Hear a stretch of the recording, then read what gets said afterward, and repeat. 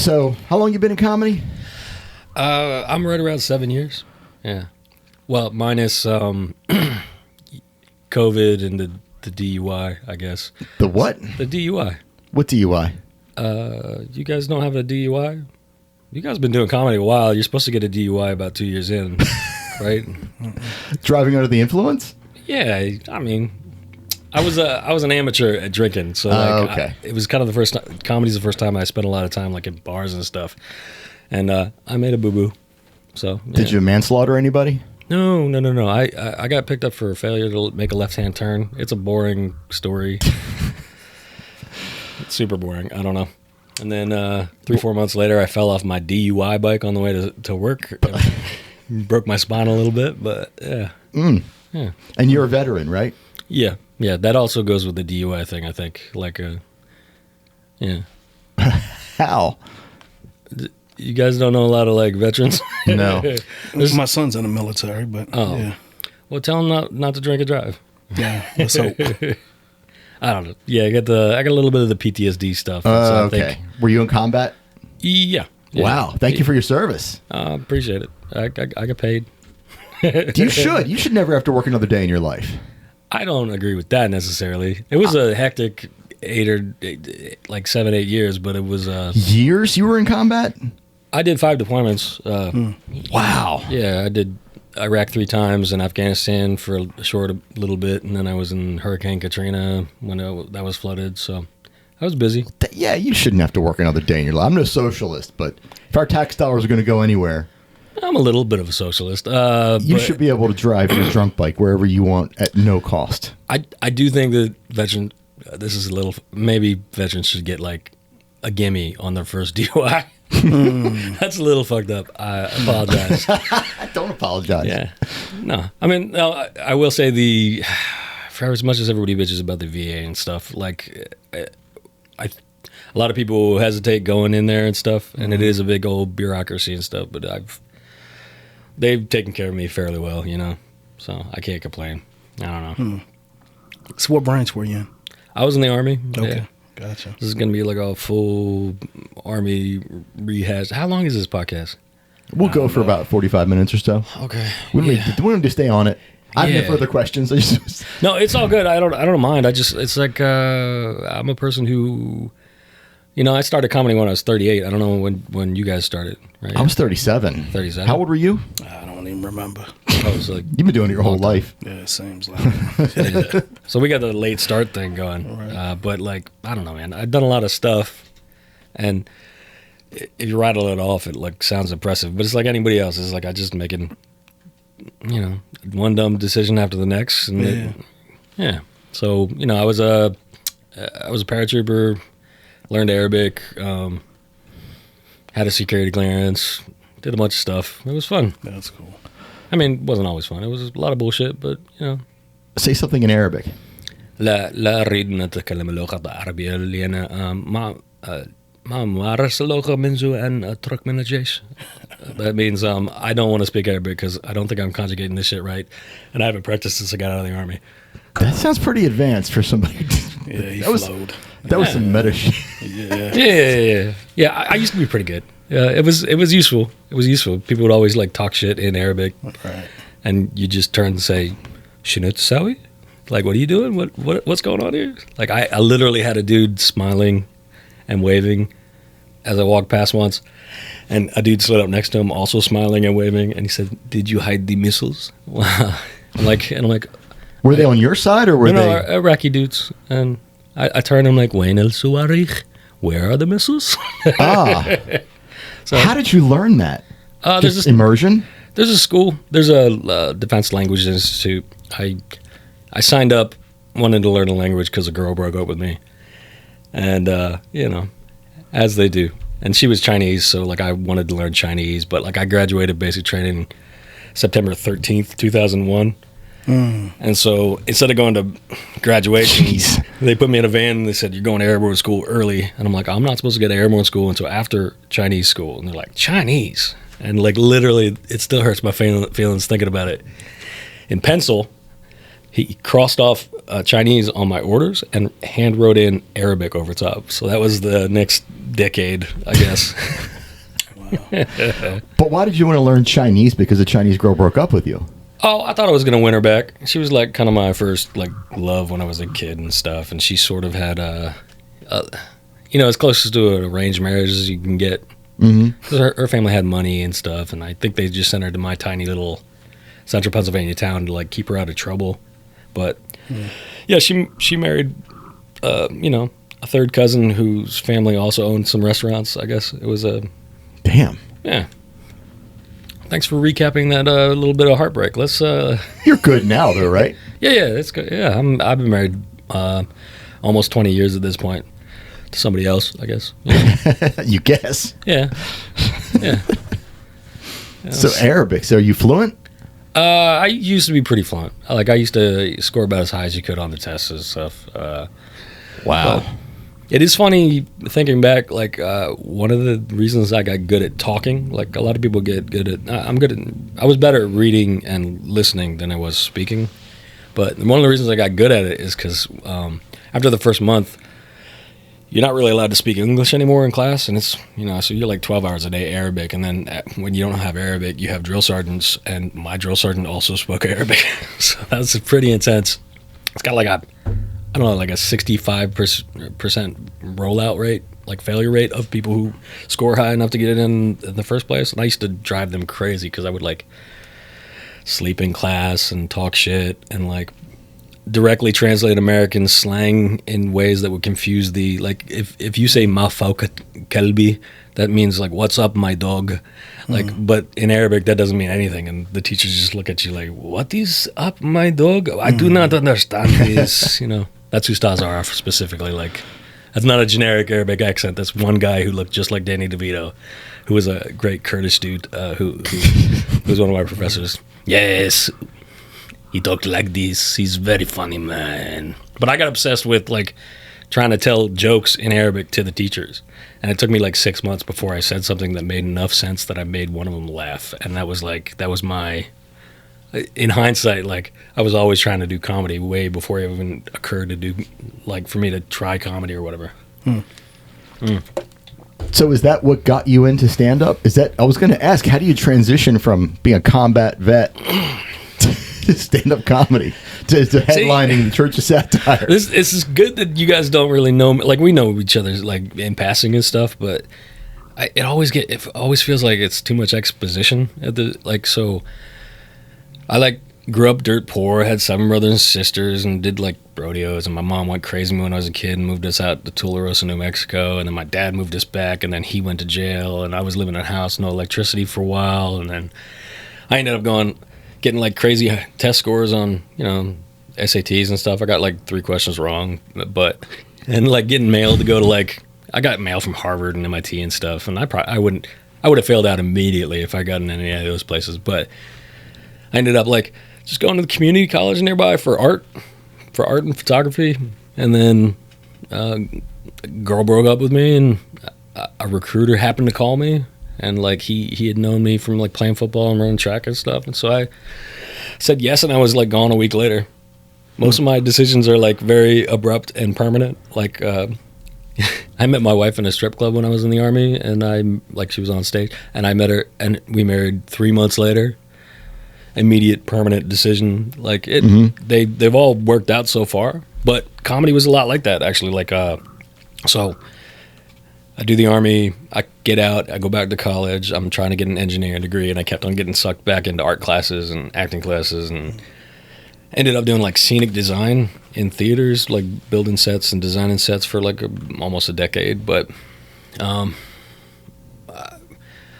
7-8 years back, I was always a huge fan of comedy, but it never occurred to me to do it.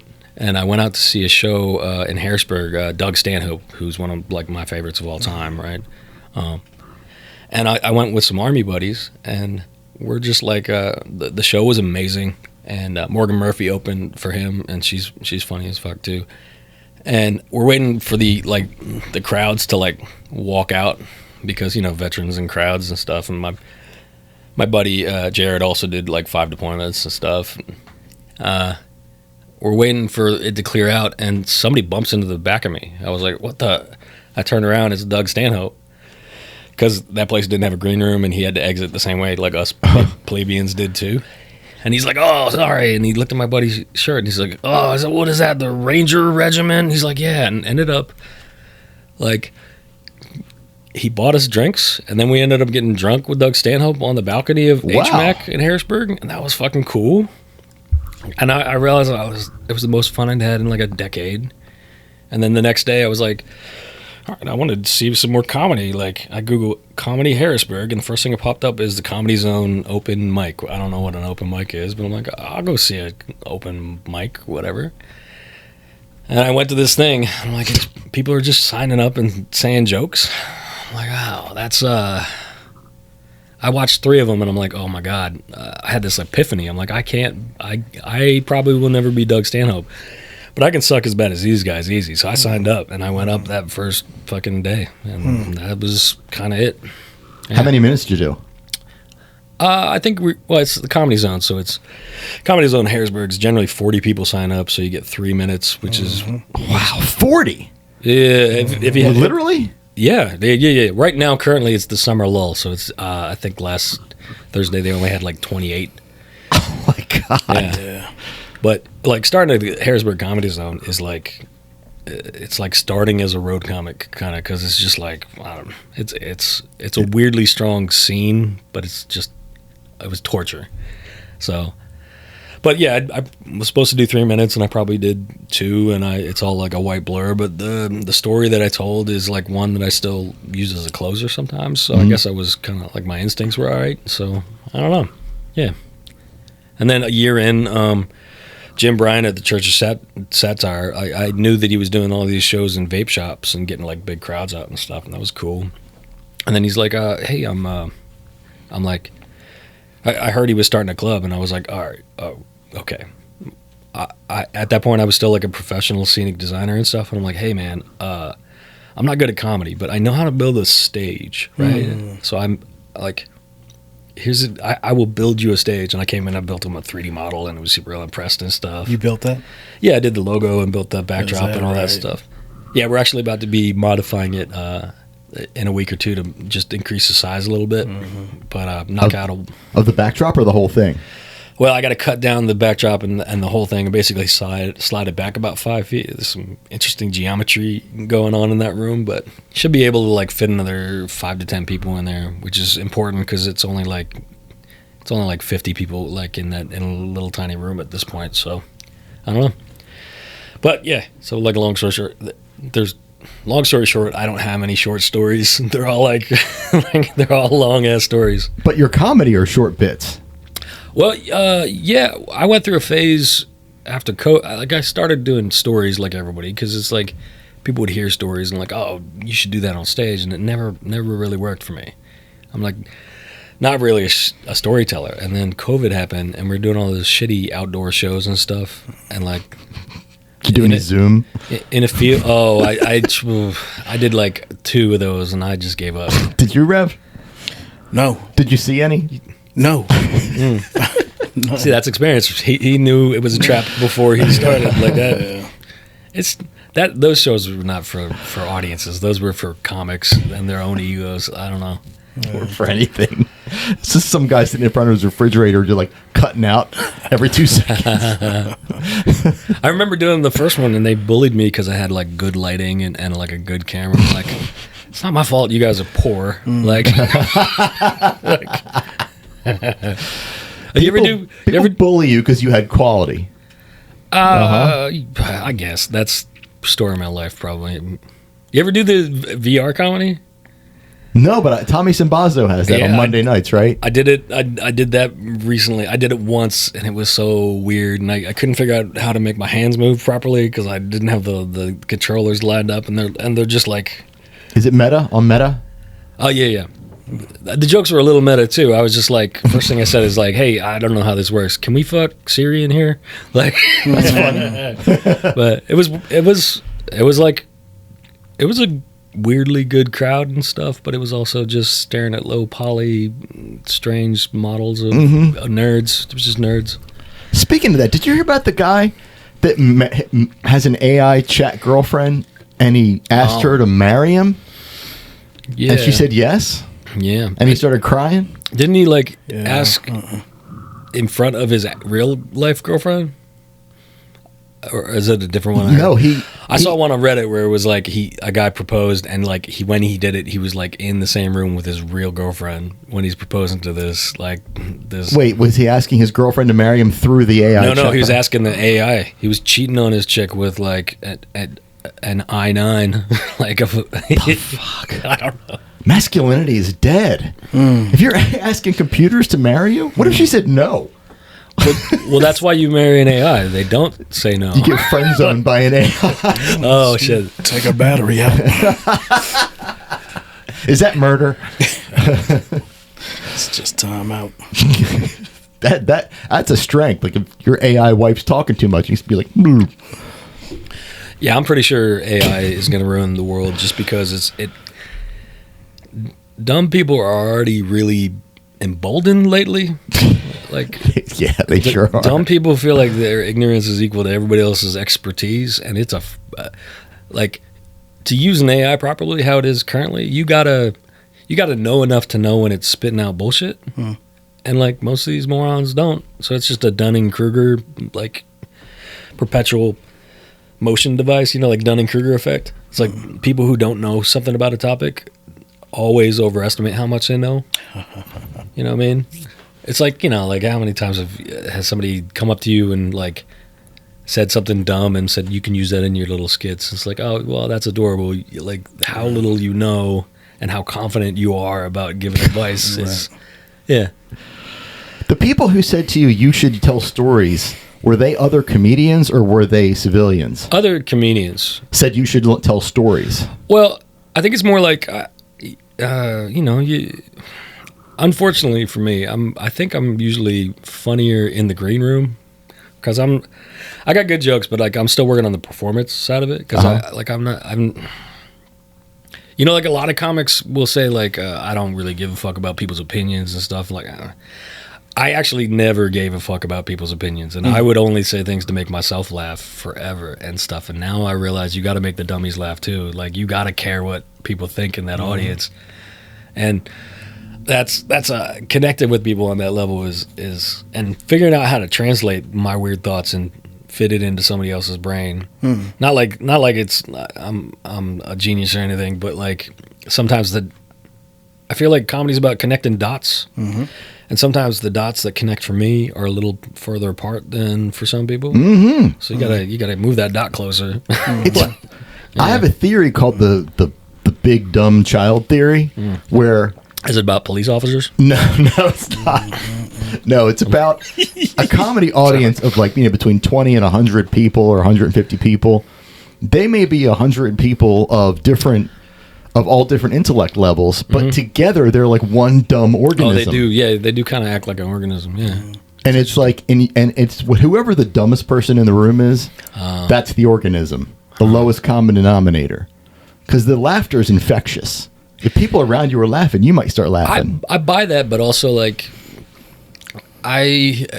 sometimes crowds are three organisms. I remember Patrice, like seeing a Patrice O'Neill like interview, and he was saying about like his favorite was when he would make this part of the room laugh, and then this part of the room laugh, and then this part of the room laugh, and then he would like call his shots. He's like, I'm gonna make these people over here laugh, and like that's a crazy another level I've never experienced. But I've definitely had like, it's like, oh, everybody on the left side of the wall is really like getting all this stuff, and then these people just want like weird sex stuff, right? Like, but why they did not walk in together? Like, why would that be? It's like people form a consensus. It's like a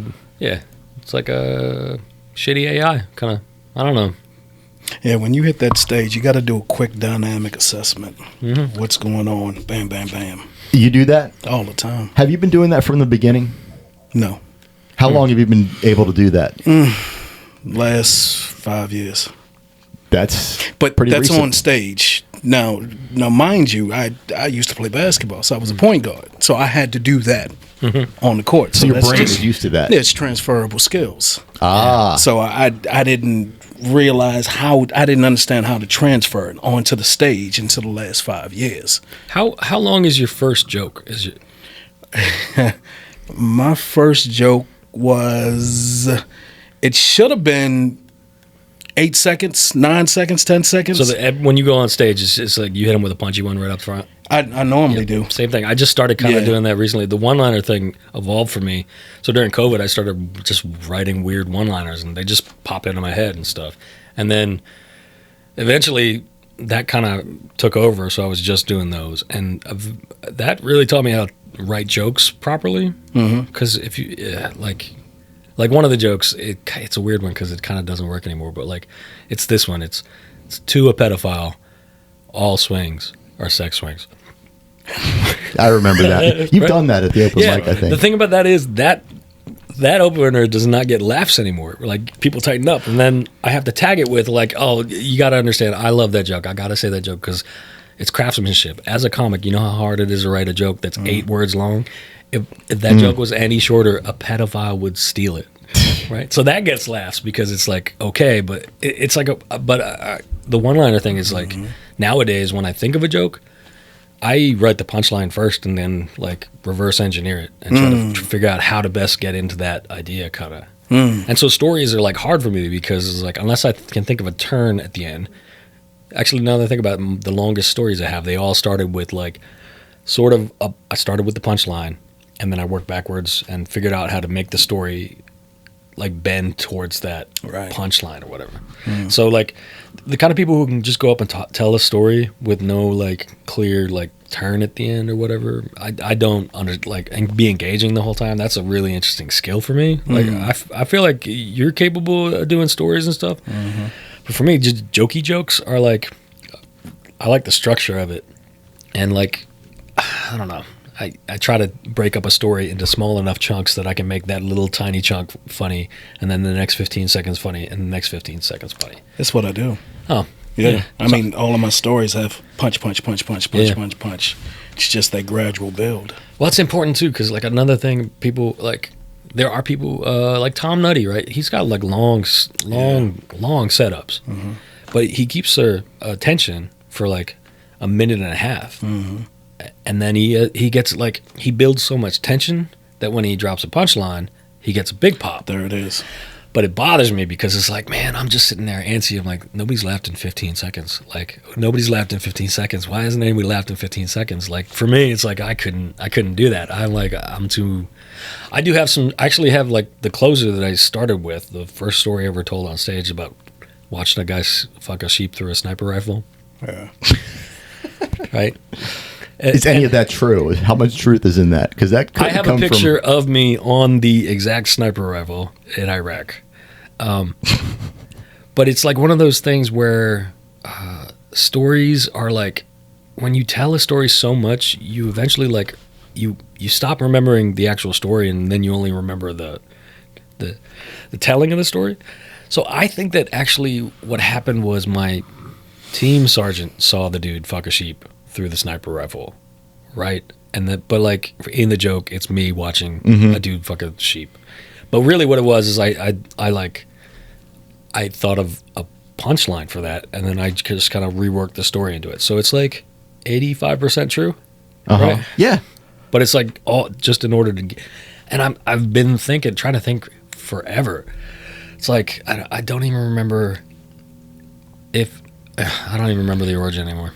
Craig, the story happened to you. It didn't happen to anybody else but to you. Oh, I could just lie. That's what I'm saying. I could totally lie, yeah. Yeah. Don't let them peek behind the curtain. But my dick former like team sergeant is probably gonna hear that story one day and think like that fucking happened to me. Like I'm like yeah, but like you got one witness, right, and he's the one with the microphone. Yeah, so have him get on a mic and tell the story. Mm-hmm. Too bad. Sergeant Linden, you were kind of a dick, but you kept me alive. That's yeah. Can you do one-liners and also stories in the same set, or do you need to stick to the same rhythm and style? No, I don't. I don't do segues, right? So like, what I will do is I'll do a punchline and then I'll do like a non sequitur.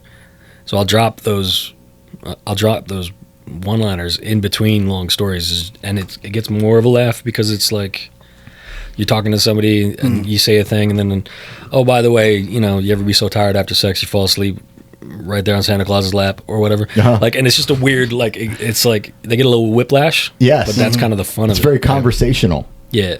I mean, I have some segues and stuff, and it's weird how they're starting to chain up.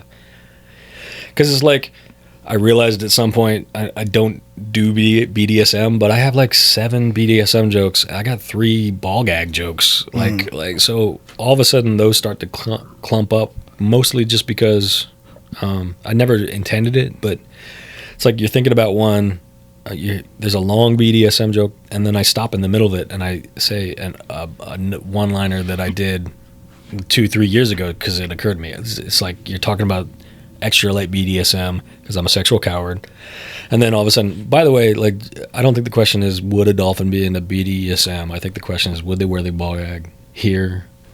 Oh, or in the hole. Yeah. But it's like once you have enough, I'm sure you're the same way, even though you don't know one-liners, right? I got a bunch of one-liners. But like they all start to clump up, and so like I just linked up. I used to have my opener was I'll just call him what I call him because I'm not gonna like do the jokes. But like my opener was called John Thick, right? It was about my kid saying I look like John Wick if he, instead of getting revenge in the movie, he just ate his feelings, right? And then my kid is trans, and I had this joke, this trans joke about like snakes. It's a good one. I'm not going to do that. But then I figured out if I made my kid say this, it kind of let me chain up those 3 jokes as like one joke that was like all on the same topic. But those were 3 completely different jokes, like written over the course of 5 years and stuff. And all of a sudden, I just thought of that connector bit, Right. and so that one joke used to be my opener, and that other joke used to be my closer, Right. and now I do all of them as my opener, sort of, which is annoying because now I have to find a new closer, but whatever. Right. Yeah, so I don't have like a lot of control over like this. Like I have good jokes, but my actual set is always different, and like that's a problem probably. I don't do the same stuff in the same order. I don't either. Yeah. I fall into mine. Well, if you have a lot of material, it works, right? But I do wish I had that security of like, I know what 7 minutes looks like. Like, this is the same 7 minutes, and I know this 7 minutes is going to work, right? Because, I don't know, for me, it's more like, I don't know. It's, you're going to get what you get. What's the quote? The quote about, it's easier to be physically naked? Yeah. Rollo Reese May. Yeah. Easier to be physically naked than what? You said I forgot it. Physically naked than spiritually and mentally naked. Like getting out of your comfort zone. Yeah. Going into something unprepared. Now, that was more or less, well, yeah, I guess in a sense. But that was more or less like just being on stage and being vulnerable in front of somebody. That's, once you can be vulnerable and especially in the entertainment business, if you can be vulnerable in front of somebody, you can grow. But it's that comfortability that some people just don't embrace. It's like when you're doing a joke, some people aren't comfortable in silence. Silence drives them crazy. Like, oh, fuck, they're looking at me.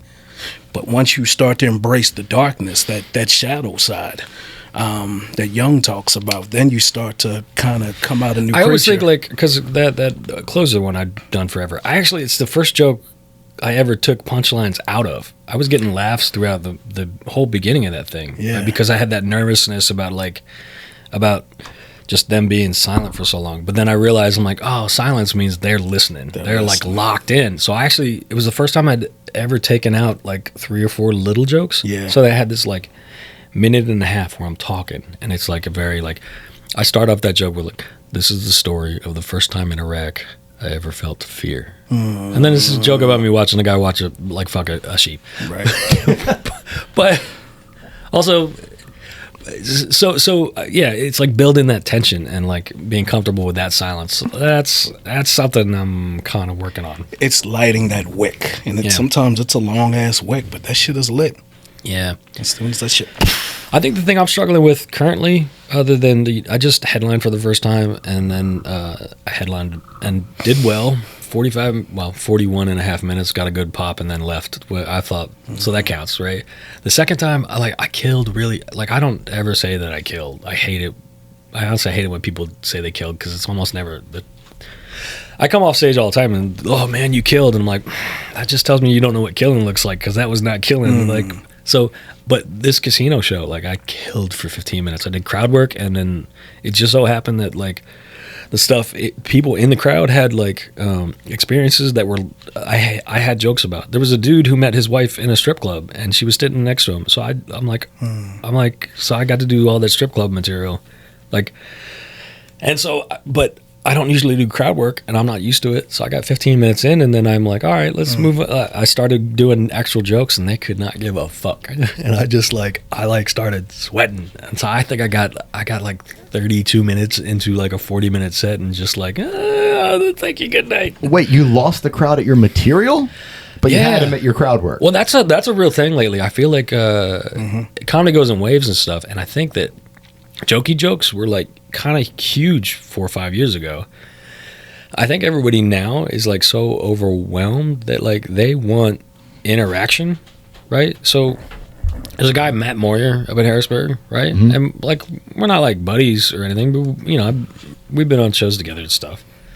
We went down to Atlantic City, and the 3 people before him were Anthony Pickle, Hurricane, me, and then him, right? And all 3 of us are real like jokey joke, right? And these people did not give a single fucking fuck about jokes, right? They did not like that. And then he gets up and he's just like bullshitting and like fucking talking to people, and just like and like he was killing. And then 20 minutes in, he starts to do an actual joke, and they didn't give a fuck. Yep.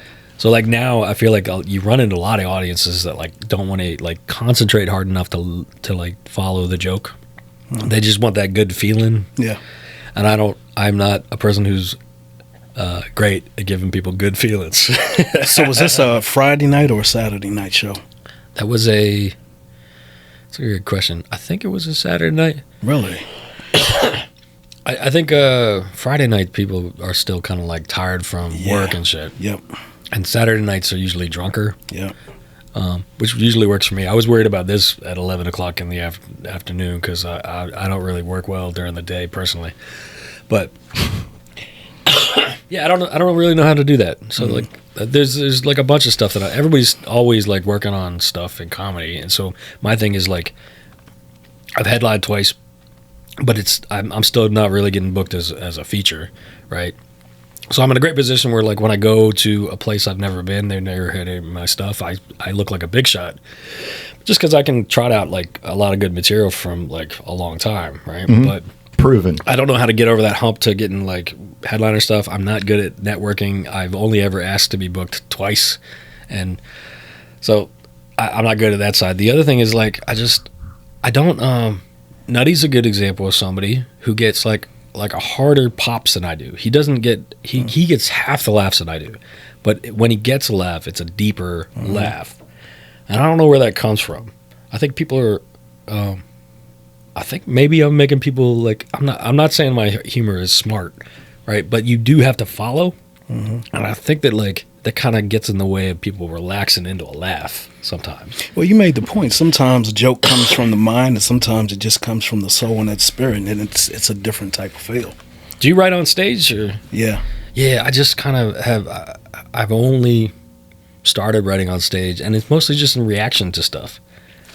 Right, reaction, like when you say something, and like, because I'm pretty good at writing, I write exactly what I'm going to say on stage, and I say it that way, and it usually works, right? But sometimes you like the trans kid material. I got a 16, almost 17-year-old who's trans, and like I started telling that joke, and I felt people like tighten up. I'm like, yeah, I got a trans teenager. People get tight. I'm like, I locked eyes with the guy. I'm like, don't worry. There it is. You don't have to worry about that. They're not athletic. You don't have to have an opinion, right? And like it was just off the cuff, but it was like kind of what that guy was thinking, right? So I don't normally write on stage, but like you do get like reactionary stuff, right? So I don't know that you can use the next time you hit the stage. Now I do it every single time, right? So yep, I have a joke that I don't understand why people laugh at it. It's the BDSM joke. It's like I'm like you guys know what BDSM is? It's like B. And they didn't look like they knew. So I'm like, B stands for bondage, real halting B, bondage, and D, domination. And then I pointed at It was actually Kenny Robb. You know Kenny Robinson? No. Yeah. He's like a big dude, funny as fuck. I pointed at him. I'm like, spaghetti and meatballs. We don't have to do the rest of the acronym. It's fun, right? And so I do that every time, and it's just like, oh, that joke is just about the fact that people don't like being put on a pop quiz on stage, right? No. Like, and people hate acronyms. I didn't know that was. I don't really understand why people laugh at that though. Right. I still say it because it got a laugh. I don't know what. Yeah. Yeah, I don't like surprise quizzes to this day. I mean, when Randy asked me about what's that quote, and I'm looking at him like, motherfucker, I didn't come here to do tests. Yeah, because I had a math portion for you later. Yes. I'm overly anal. I can't stop thinking about stuff. So like, I have jokes.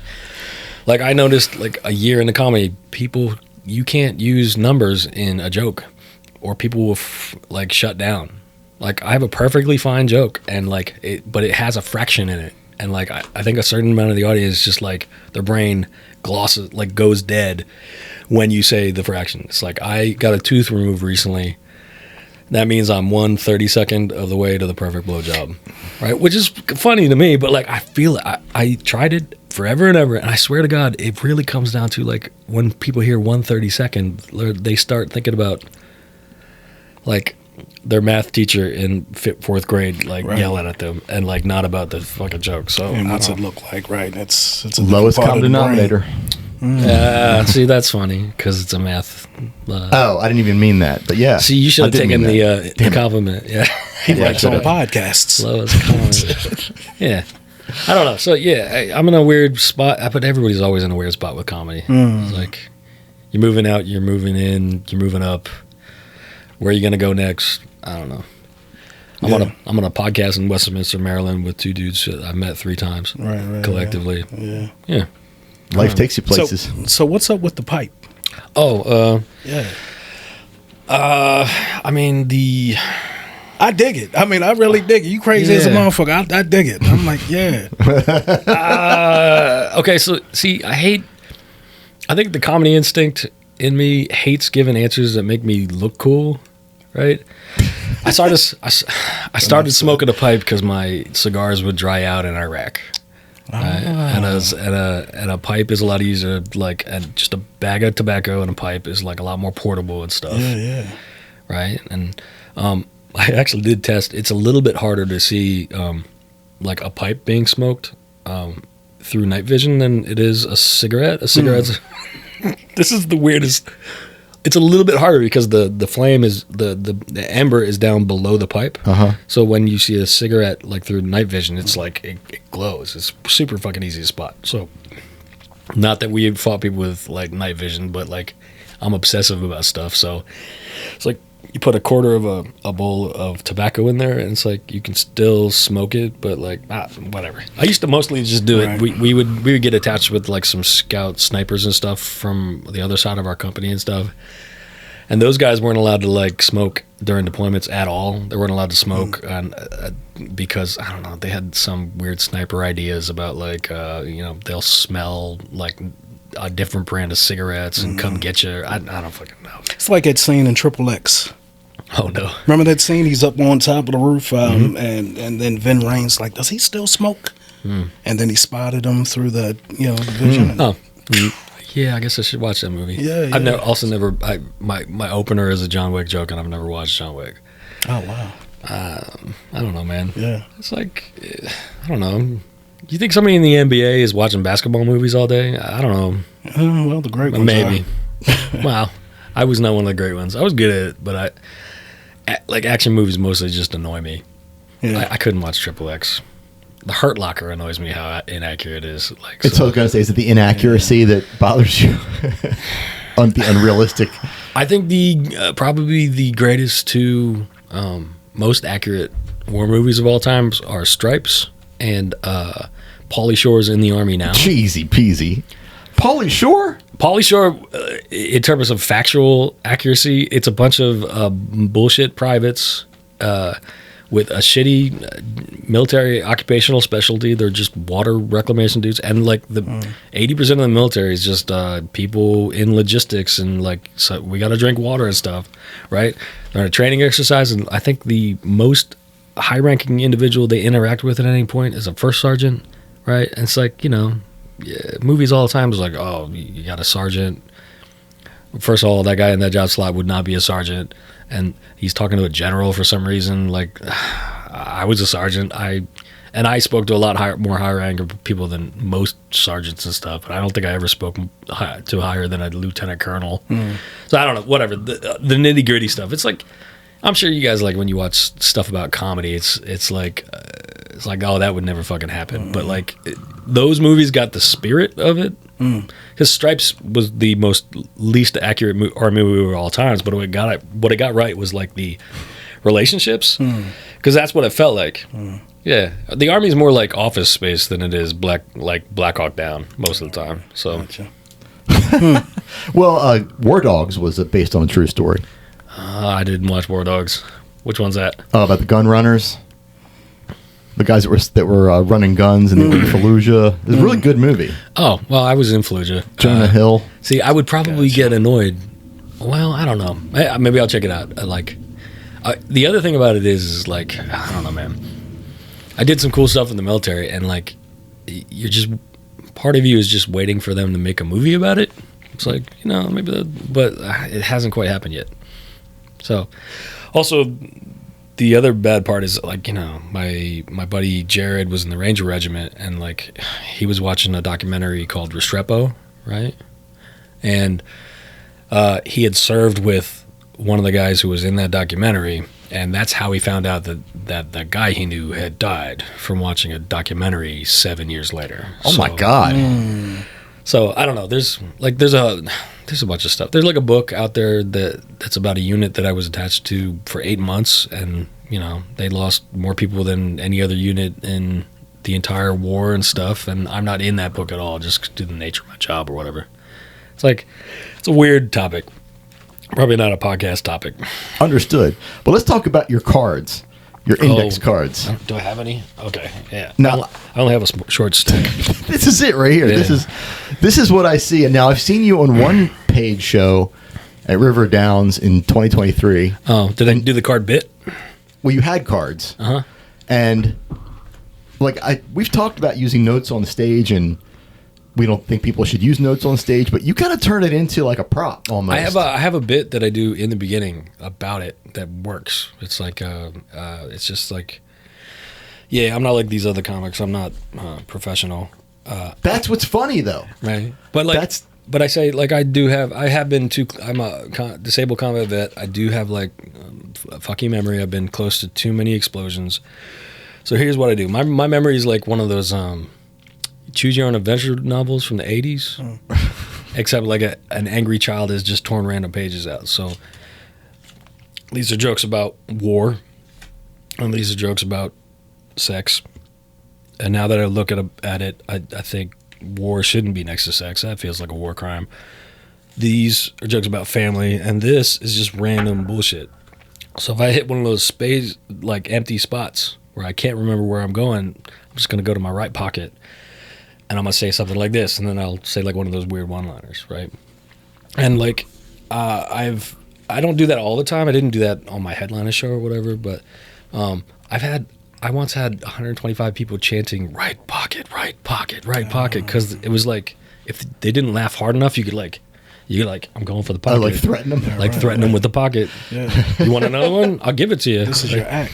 Yeah, kind of. Yeah. Also, the funny thing is, like 2 years ago, I've been doing this for like 5 years, and 2 years ago I saw Dion Cole, who I was not aware of before, but who's incredible. Yeah.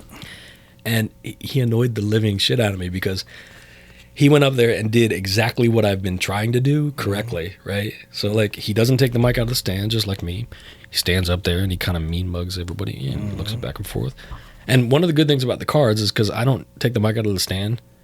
So like, a lot of the problem with notes is people lose the audience because you're losing eye contact, right? So like, people sneak over to the stool and do that move, right? Pretend they're like drinking on a drink, And they've got their notes written in a font this big. yeah.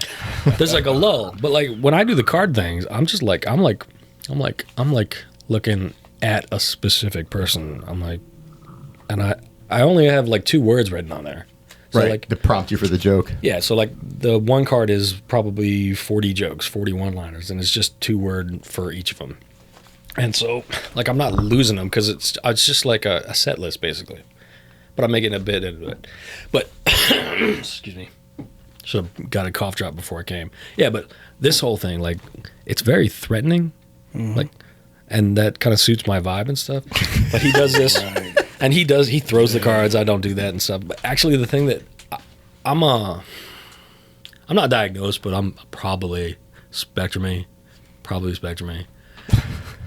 like almost certainly, like, but. So the mechanical stuff in comedy is hard for me because I've been making eye contact with you guys intentionally. I have to do that on purpose. I've been doing that on purpose since I was a kid. And so everything that's easy for everybody else, taking the mic out of the stand and putting it in his left hand and then transferring the stand back behind you and stuff and dragging the stool over.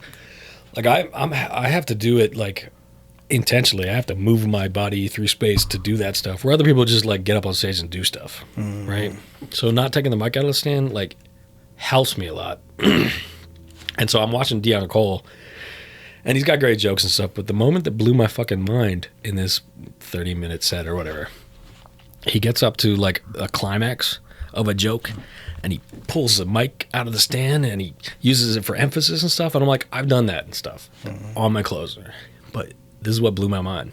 He finishes his joke. He puts the mic back in the stand. It had never occurred to me, you could put the mic back in the stand? I was just like, holy shit. Like, so that's the level of problem I'm dealing with on stage, is like thinking about putting the mic back on the stand. Like, it's why I'm a terrible host, because I can't remember people's names. I'm never going to remember your credits. And that whole, like, you know, put your hands together for all that stuff is so artificial to me. I can't. hate it. I bet you're good at it though. I am, but I hate it. The hosting is the fucking worst, and I'm doing it backwards because like I skipped hosting. I got all the way to headlining, and then for a long time I got offered to host at the Comedy Zone like 5 years ago, and I told them no because at the time they said you got to do 10 minutes clean, and I'm like, I don't even really understand what clean means. Because I don't actually swear all that much in my set. But it's like, and I'm not super graphic, but like you can't separate the fact that it's not clean at its core. The visuals of your jokes are not clean. Yeah, like, okay, so the sheep fucker joke is like, and there I saw it in the moonlight, a man, and he had his fingers buried in the knuckles in the back haunches of a sheep. And its back legs are off the ground, and as he pumps forward and back, its legs go left and right. It's like a romance novel. And the sheep had a bored expression on his face. You ladies know what I'm talking about. He's married to the sheep. Yeah. So like, but it's like, I'm not saying like, oh, he's railing. I'm not like cursing. I say one swear word that I have to say in my entire set, but that's it. But regardless of that, it's not clean at all. It's all weird sex stuff. Right. Do you find that Gen Z audiences are very different than Gen X audiences? I do better with Gen Z audiences. With Gen Z? Yeah. Huh. Yeah. Totally. Generally speaking, there's a. It depends. There are a certain kind of, like when I was out in Chicago. Like again, I'm actually pretty. By most people like standards, I'm a gun nut and stuff, but like socially, I'm super liberal and stuff. And I got a trans kid and stuff. But that one like silly joke about the snake, the trans snake, like I used to close with, I was like, I'll just do the joke. It's like, do you think that a person who's born and knows in their heart as a human and knows in their heart of hearts they were meant to be a snake, would you call them trans? And then do the act out with the snake thing, like, and it's just a silly, like, dumb joke. I actually had somebody, the minute I said the word trans, they lit me and like waved me off stage. I'm just like, that's not like transphobic. Wow. That's a joke I made up to annoy my trans teenager. Yeah. Like fucking. So, but like that, you run into that sometimes because I'm an old man and I got undercover cop face or whatever. Like you will run into people kind of like assume I'm not on their side. Truth is I'm on my own side, but like I'm not like Or it's like the corollary of like I get people who say racist shit to me all the time because they assume that I'm gonna agree with them. Like that's not fucking great either. But it's like so generally speaking, Gen Z, I'm better with them than I am with people our own age. I don't, or especially older people. Older people just seem.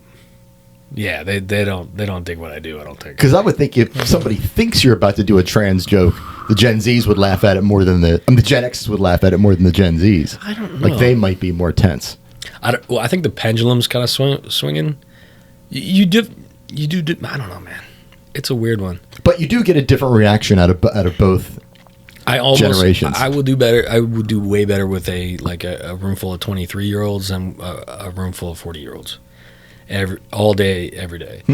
Maybe it's also the part that I'm in central Pennsylvania and stuff, so people my age tend to be like a little more locked down and boring, and maybe more religious, and maybe more like conservative and stuff. And I'm talking about like naughty stuff, and I don't know. Maybe that's part of it, but I don't know. I do people try to book me all the time for stuff that I tell them I'm like, don't book me on a Veterans Day show. Nobody in the military thought I was funny. So it's not. I'm like I can do it, and I have done it, but it's like they're not gonna love my take on the military. Like so, even like people who my biggest bomb of all times was I got booked for like it was a retirement ceremony at 2:00 in the afternoon at a National Guard base in Maryland somewhere. It was like full bright sunlight, nobody was drinking, the crowd was like 8 years old to like 60-year-old, and I was like I got one laugh in the beginning and then just ended up fleeing in disgrace because I'd never bombed like that in my entire damn life. Yeah. Wow. So the clean comedy thing doesn't really work for me. The Comedy Zone though, like they offer me a spot. There's the Comedy Police. They offered me a spot like 5 years ago, and I'm like, I can't do clean comedy. I'm not going to even try. And I'm also not going to be lectured by like a guy who's not even a booker. He's the usher. He's the fucking the room manager or whatever. And then I won a couple roast battles there and stuff. And so one of the prizes was like hosting on the weekend. And I said, I will do PG-13. Right. And like, as long as you make sure that the headliner's cool with that, I'm cool with that. But I'm not going to accept any like critique from the guy who seats people.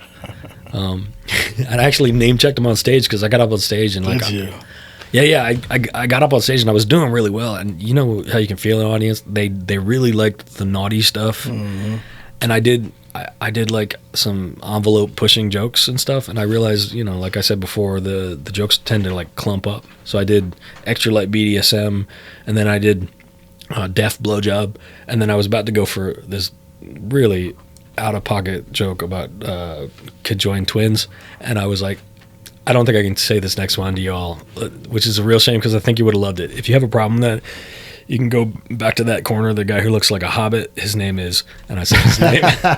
And then the best part of that is when I got off stage, I had a really good show. I'm like, was that clean enough? And he's like, wow. And then the waitress there, Jamisha, looks at him and goes, he did good. I'm like, Misha said I did good. And so that was kind of the end of it. So now I host there, and nobody's ever really pushed back on content for any reason. I don't know. So do you not use the cards like in paid shows, or do you just not care and use them anyway? I generally don't use them. I'll have them up there. It's just a set list is all it is. Yeah. But I don't like. I've had people. If people tell me not to use the cards, I tend to use the cards. That's how I work. Yeah. And you were talking about that whole whiplash thing earlier, and like being super conversational. Yeah, I think you do that with the cards because I saw you twice. Nope, you guys won't like that one. Nope. But you'll do that. But cool. Then you'll put the cards down. You go, oh, like you just thought of something. Yeah, because that didn't come from the cards. And that it's all everything is all. There's like 80 jokes. I have 5 cards in my current setup, and it's got probably 80 jokes on there. So technically, they're all in the cards. But it didn't look like it. It looked like you just thought of it. Oh, well, it's really I read the name of a joke. Because my problem isn't remembering the joke, necessarily. It's like, remembering that I have jokes. It's remembering the bullet point of what comes next or what you want to do next. Yeah, I don't know where to go next. Is where I'll Right. hit a lull, Which is the magic in your act because it gives it authenticity. Yeah. Well, I guess It does. that You're does right. help It a little does. bit. I appreciate that, but it does help a little bit because it's like, it is. Yeah, nobody knows, including me, what's going to happen next, which is kind of nice. So Yeah, it's got that teacher It also lets you feel, like too. tailor it a little bit. It's like if they're not liking the sex stuff, I do have some cleaner material. I do have them. I have grumpy old man shit. Literally, one of the cards is called grumpy old man shit. Right. Grumpy old man shit. Family, sex, war, long bullshit and short bullshit. Like those are my cards currently. Yeah. But it's like I don't know, man. If they're not liking the weird sex stuff, I'll just go over to the army stuff or the Yeah. family stuff. And it's fine, and it's all like intertwined. So some of these jokes could be, it's a war story about my family or whatever. But like, but It builds the suspense as well because nobody knows what's coming. What is this dude going to say? We already know the background that he's a vet. Is he going to snap? You know what I mean? So they're just waiting just for something. What the I've fuck is he going literally to say? I've never thought that people. It had never occurred to me that they might think I might snap. That's why I interesting. like you. That's funny. Just in case you might snap. I told him that. I Oh. said, I hope the fuck he snaps. It's like, I wanted you to come in with the pipe and maybe an army jacket, just some shit like that. Just like, I think your act is really coming together because I've seen you probably 4 times. I appreciate that. And I think you're a great joke writer and you've got a presence about you. And it's just that one or two things that's just going to take you over the hump, man. I don't know what the fuck I think it everybody's is. like that a little bit though. Like, Not everybody. Well, not everybody, but everybody who's gonna do it is like, I've gotten pretty good at spotting it. Like, Anthony Pickle, right? He's a good example, right? I told Anthony Pickle like a year and a half ago. I'm like, none of these jokes work, Anthony. But I feel like you're gonna keep on, as long as you keep on doing this, you're gonna get to a point where like you're gonna just get traction, and it's all gonna start working.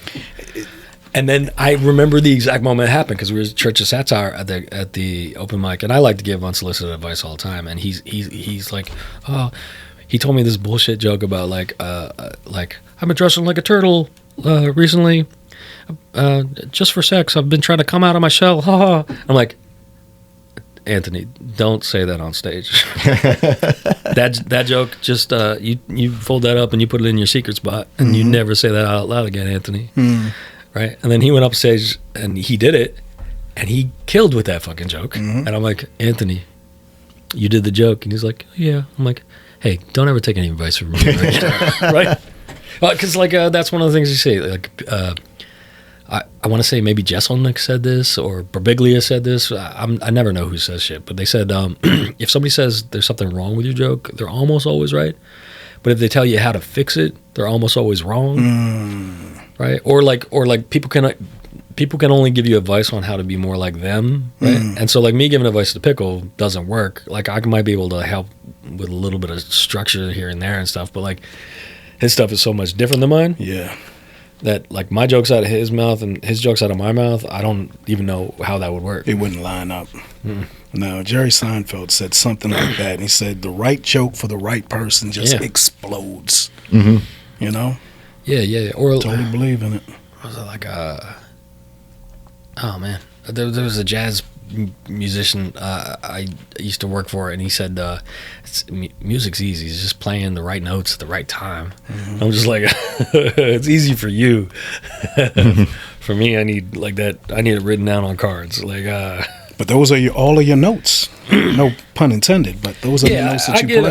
I get a little bit annoyed when people like tell me not to do that. I've had a few people, like even friends of mine and stuff. Hey, could you not? Like Glessner told me, like, hey, could you not bring the notes on stage? Just like Glessner, I like that shit. It's just adds to the whole act. Yeah, It does. And the first time I saw you had a stack like this big, and I was like, are we gonna have to sit through every single one of these jokes on every single card? Well, I always have like a brick, right? But it's like, yeah, it's like a brick. I have 2 bricks in my car right now. Like that brick that you saw is one of like 8 bricks. How much material do you have? If you did all of your jokes end to end, all the cards. Okay, so before my headline is set, I like sat down and got a little obsessive, right? And I wrote down every joke that worked, not joke that I'd written, But I wrote down every joke that worked, and the number I stopped at was 77, right? And that's, probably 40 one-liners, but some like longer ones. And then I went back through and I rewrote a bunch of my older stuff prior to that headlining spot, which was great because I just was in the shower and thought of a brand new punchline for a joke that hadn't quite worked. And now that's like a 6-minute set, like a chunk that I can do, and it works great. I came up with a new setup and a couple new tags, and I added a punchline after the punchline, and it kind of works now. So the answer is, like, theoretically, if I'm just sitting here reading cards, I could probably do 2 hours of material, which is fucking weird to say, just because I used to write a joke a day, and I'd been doing it 7 years, so that's a lot of jokes. Yeah. So my hit rate for a joke that works is probably the same as anybody else's. I just write them down more often. So I don't know. So I don't know. I have a lot of material, but I'm not saying it's all gold. But like I think one of the other, like, I got like a ton of those fucking quotes because I'm like a magpie. When I hear advice from other people, I steal that shit immediately. So one of the ones I heard was, it's sort of like stolen from an author who was talking about writing. They said, every writer has 100 terrible stories inside of them, and your job as a new writer is to get all those stories out of you so you can get to the good ones. And so I tell people all the time, every new comic has 300 shitty dick jokes inside of them, and your job is to get through all of those so you can get the ones that work, right? And then, eventually you circle back, and some of those had something in it. Yeah. And you won't recognize what you were doing wrong until 5 years later when you have the tools to do something with it. Right. But I don't know. So writing a lot is good. I am in kind of a lull lately because it's just I never sat down and wrote. I just would have the cards on me, and anytime I had a weird thought or said something funny in conversation, I would write that shit down. So that was the cards is where they live. There's no other place. No, they're on my phone too. I mean, they're all. I do them on the phone too. Well, the cards are also a memorization technique. Yeah. So there are a few different things. So, like, some of it is just like I draw constantly. So like all these doodles, these are just drawings, right?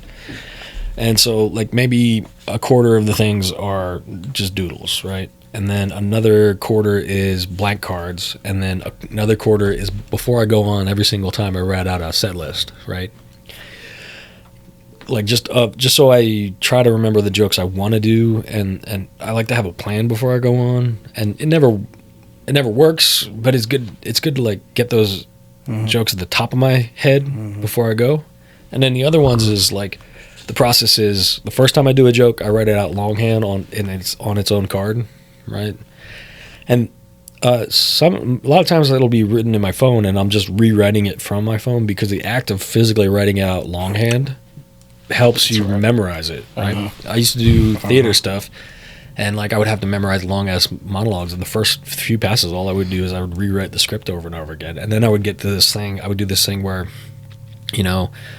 I would just write down the first letter of every word. If you have to memorize, like, to be or not to be, that is TBONTB, right? So see, I'd be like tabang. Yeah, because now you got to remember what letter. Yeah, but like it's enough information that like it'll jog your memory a little bit. Right. So it's like training wheels for memorization.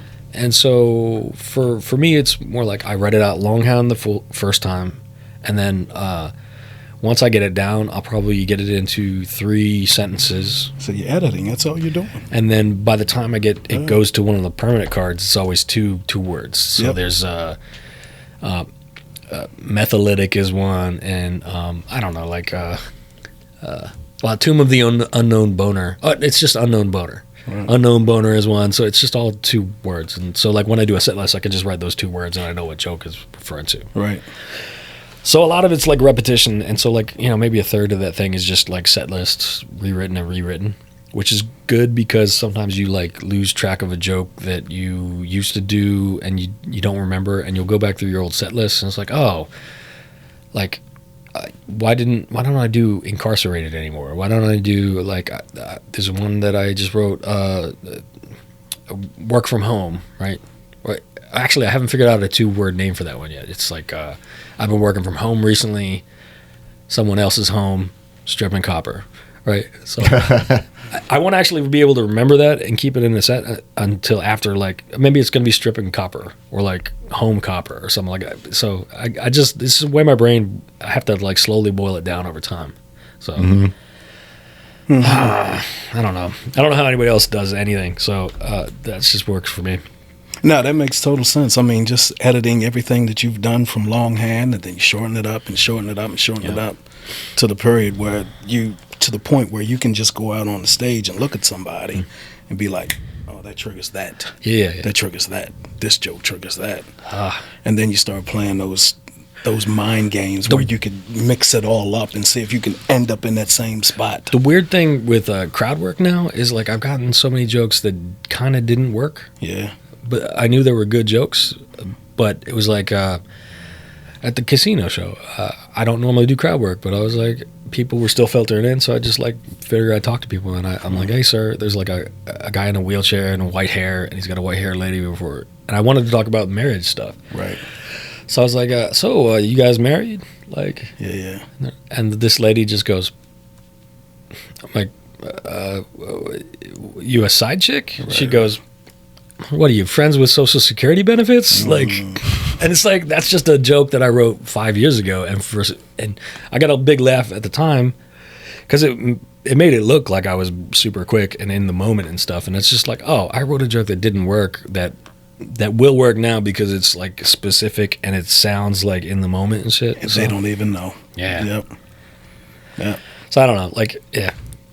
And you said it, because people are filling in. I mean, they want something that's really organic because the organism is moving. And if you try to give some set jokes, then people are like, they can't focus. That's that whole. I guess the real problem for me is most people are not very interesting. You're right about that. You're right about that. I mean, I like people, generally speaking, but like the worst part of every set is like if I have a really good set, people are going to come try and talk to me afterwards, and like they feel like we're friends now. And I'm like, I don't feel the same way because I couldn't even see you in the third row in the dark.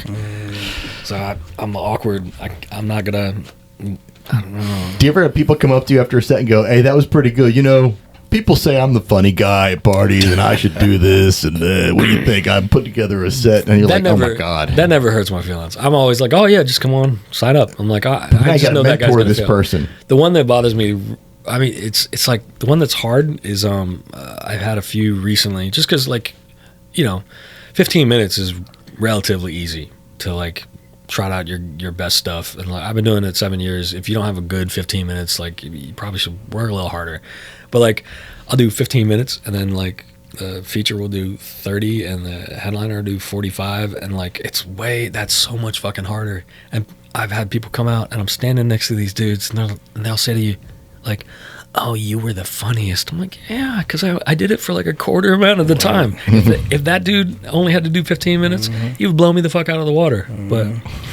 But secretly, I love it. I love it when they say that because comedy is a competition, and I want to win. Yeah. Nice. I don't know. Okay. Well, before we wrap up, do you have anything you want to promote? Any appearances coming up? I don't. This was my appearance for the month. I got the Hot Mic comedy show up in Revolutionary Hot Sauce up in Mechanicsburg, Pennsylvania. That's a weird one. It's a brewery. They have really good food, but they also do like hot sauce. And I did a tie-in thing. I actually started that because I'm terrible at hosting, and I decided to book a show and that would force me to host every time. And I'm getting better at it, but I'm still terrible. But it's also a good opportunity, like, to give people 20 minutes, because I'm doing like a showcase with 20-minute spots, which is like, again, that like awkward phase between the first time I did 45 minutes. The longest I had done before that was 25 minutes, and it's hard to get those like longer sets out there in the country and shit. Yeah, that's right. So I don't know. Hot Mic Comedy. That's on Instagram and stuff. I don't know. Don't follow me. I'm not interesting. I don't know. Might be one of the most interesting guests we've had. Yeah, I don't know, man. Like I get boring. I get boring real quick. Yeah, I don't like this part of comedy. Understood. How about you, Rob? I like talking about comedy, but yeah, like, I do too. I'm not a big fan. Go to YouTube. Check out Holy Shit comedy special.